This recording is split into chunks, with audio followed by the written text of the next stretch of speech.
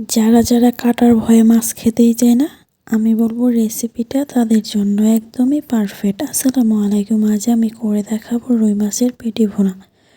প্রথমে আমি প্যানে তেল দিয়ে দিব।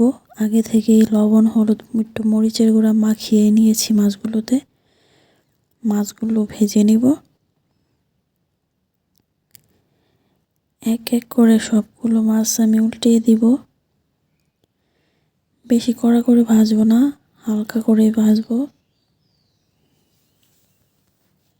এই রেসিপিটা কিন্তু অনেক মজা হয়। উল্টানো শেষ, মাছগুলো আমার ভাজা হয়ে গেছে। এবার উঠিয়ে নিব। মাছ ভাজার তেলেই আমি দিয়ে দেব পেঁয়াজ কুচি।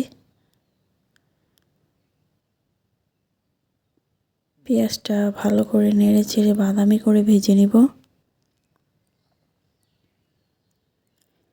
পেঁয়াজটা ভাজা হয়ে গেছে, এবার দিয়ে দেব পেঁয়াজ বাটা, রসুন বাটা দিয়ে আমি এই পেঁয়াজ বাটাটাও একটু ভালো করে ভেজে নিব যেন কাঁচা গন্ধটা চলে যায়।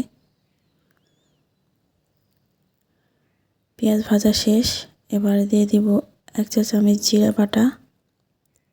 জিরা বাটা দিয়ে ভালো করে নেড়ে চেড়ে অল্প পানি দিয়ে দিব। এবার দিয়ে দিব গুঁড়া মশলাগুলো। 1 চা চামচ লবণ, 1 চা চামচ হলুদ, 1 চা চামচ মরিচের গুঁড়া দিয়ে ভালো করে নেড়ে চেড়ে মশলাগুলো আমি ভালো করে মিশিয়ে নিব। দিয়ে দিব কয়েকটা কাঁচামরিচ কুচি। এবারে দিয়ে দিব টমেটো সস। আপনারা চাইলে কাঁচা টমেটো দিতে পারেন, সস যদি না থাকে। এবার দিয়ে দেব মাছগুলো। মাছগুলো দিয়ে ভালো করে নেড়ে চেড়ে আমি মশলার সাথে মাছগুলো মিশিয়ে নিব। এবার ঝোলটা দিয়ে দিব। ঝোলের পরিমাণটা অল্পই দিলাম, কারণ যেহেতু ভুনা করব সেই জন্য। এবার ঢেকে দিয়ে 5 মিনিটের জন্য রান্না করে নিব অল্প আঁচে। ফিরে আসলাম 5 মিনিট পর। একটু নেড়ে চেড়ে উপরে ধনিয়া পাতা ছড়িয়ে দিব।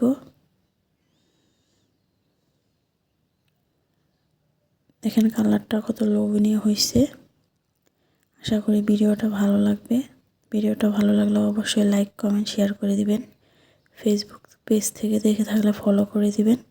ইউটিউব চ্যানেল থেকে দেখে থাকলে অবশ্যই সাবস্ক্রাইব করে দিবেন। সবাই ভালো থাকবেন, সুস্থ থাকবেন। আল্লাহ হাফেজ।